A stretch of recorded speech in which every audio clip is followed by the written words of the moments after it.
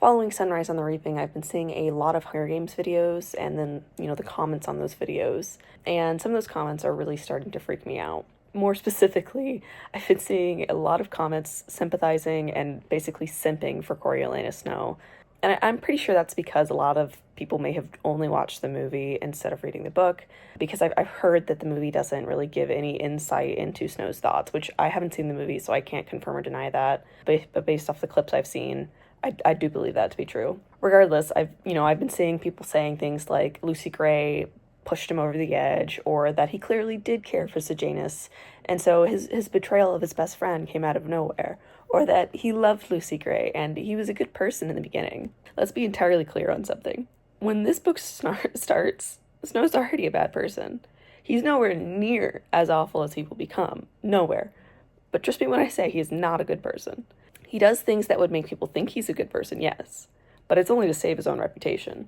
Because at the very beginning of the book, all he thinks about is how he's going to be perceived and what he can do to better people's outlook on him. He doesn't want people to know he's starving, going as far as thinking it was a long list of precautions he took to mask the fact that his family, despite residing in the penthouse of the capital's most opulent apartment building, was as poor as district scum. Okay, fine. The dark days left a heavy mark on Coriolanus. So, it makes sense that he would see the district as various cruel words, but, come on. It gets even worse because not only does he not really see the district people as real people, he also doesn't really see a lot of capital citizens as truly capital. When he thinks about how they may lose his apartment, his focus is on the fact that they would have to move to some obscure neighborhood and join the grimy ranks of everyday citizens, without status, without influence, without dignity. At this point in time, Snow doesn't have status or influence. Not really, and you can see him thinking it as he goes through with his mentorship. So he's no better than the grimy ranks of the everyday citizens, and yet he still sees himself as better, and he doesn't want to join them because they're below him. That's very basic teenager ego, right? But he doesn't really even care about the plights of anyone else.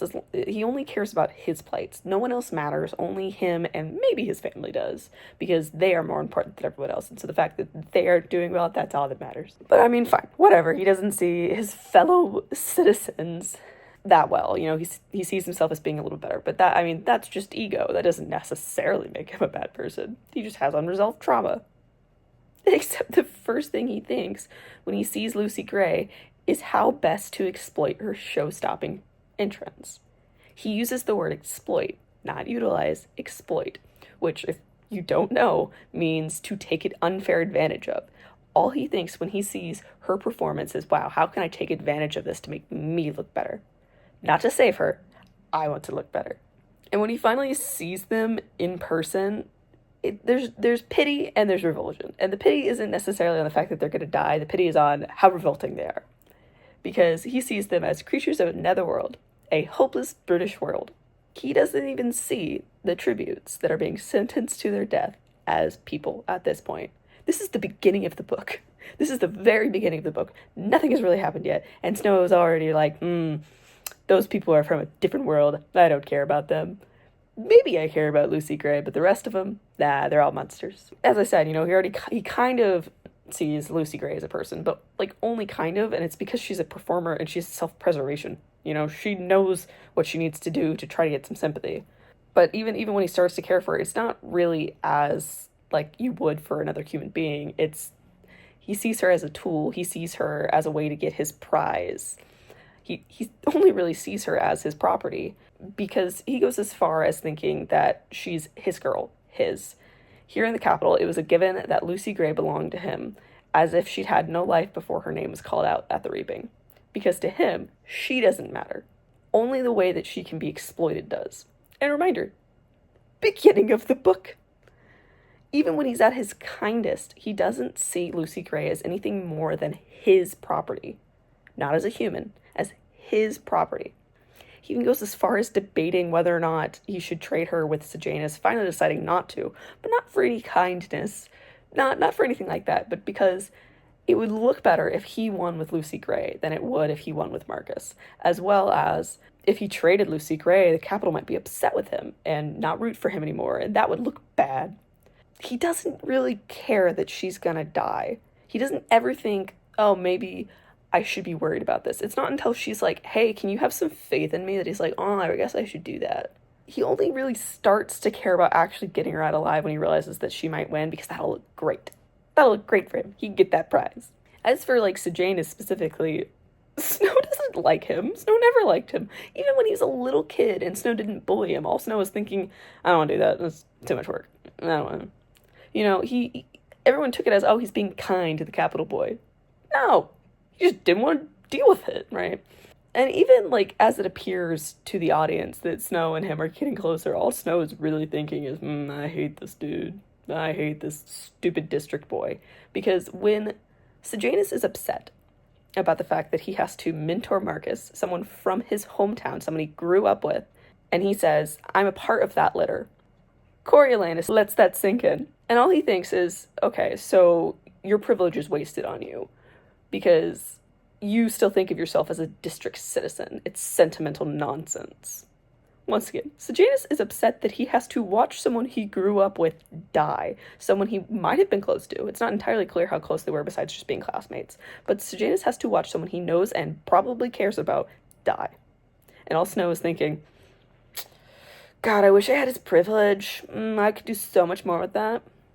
Like, that's not the thought process of a good person.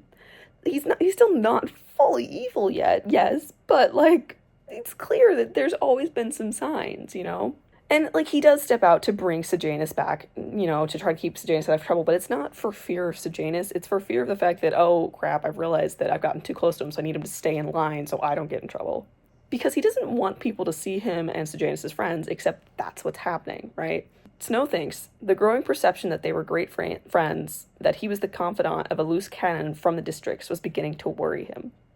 Because that's all he cares about. All he cares about is how he's perceived. Never does Snow truly care for a person, except for himself. There could be an argument that he did care for Tigris at the very beginning, and that time eventually drove the two of them apart. But even when he does seem to care for her, his thoughts on her are negative. I could keep going on and on, quoting the book and showing you all of the ways that Snow clearly does not see other humans as humans, that he only cares about their perception of him. How much he doesn't even see some other people as humans, right? But I'm not going to. I'm still in the middle of my reread, if I'm being honest.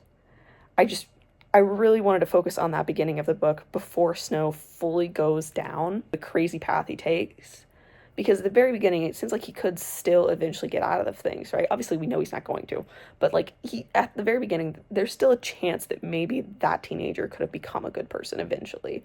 You can just see all of his self-preservation. You can just see he only really cares about himself. He's a massive narcissist, even at the beginning of the book, right? It really shows you how his need for self-preservation translates to the ending of the original trilogy, where Snow is destroying the entire capital, right? He planted booby traps all over the capital, just killing probably thousands of capital citizens, because all he cares about, all he's ever cared about, is his own self-preservation.